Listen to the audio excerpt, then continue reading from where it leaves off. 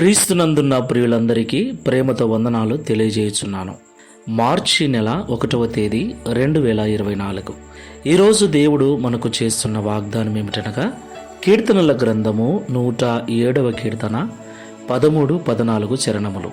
కష్టకాలమందు వారు యెహోవాకు మొరపెట్టిరి, ఆయన వారి ఆపదల్లో నుండి వారిని విడిపించెను. వారి కట్లను తెంచివేసి చీకటిలో నుండి మరణాంధకారములో నుండి వారిని తప్పించెను. ఆమెన్. నా ప్రియమైన సహోదరి సహోదరులారా, ఈ మాటలు వింటున్న మనమందరం కూడా ఆయా సమయములలో కష్టాలను ఎదుర్కొనవలసి వస్తుంది, ఆపదల గుండా ప్రయాణించవలసి వస్తుంది. ఏది ఏమైనా మనము నివసిస్తున్న ఈ దినాలు అంత్యదినములు, అపాయకరమైన పరిస్థితులతో నిండిన కాలములు.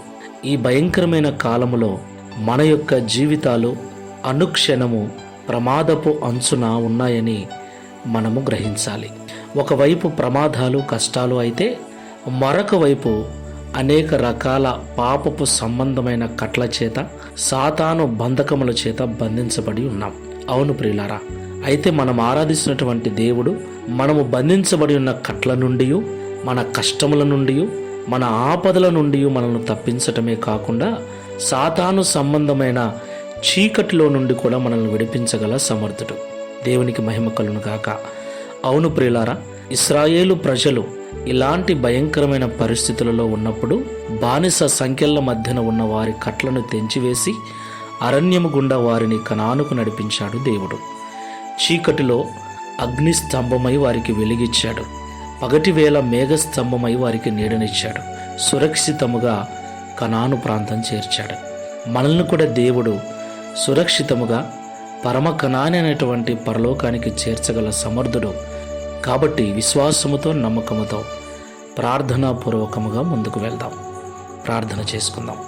సర్వోన్నతుడైన తండ్రి, సర్వశక్తిగల ప్రభువా, మీకు స్తోత్రాలు. నిజమే తండ్రి, కొన్నిసార్లు కష్టాలు, ప్రమాదాలు, అపాయాలు, మరికొన్నిసార్లు అపవాది సంబంధమైన కట్ల చేత భయంకరమైన చీకటిలో మేము నడవవలసి వస్తూ ఉంది. అయితే మేము ఆరాధించే దేవుడవైన నీవు నిత్య జీవపు వెలుగువై ఉన్నావు తండ్రి, నీతి సూర్యుడవై ఉన్నావు. ఇశ్రాయేలు ప్రజలను విడిపించినట్లుగా మమ్మల్ని కూడా విడిపించుటకు సమర్థుడవని ఈ ఉదయకాల సమయంలో మమ్మల్ని ధైర్యపరిచినందుకు స్తోత్రాలు.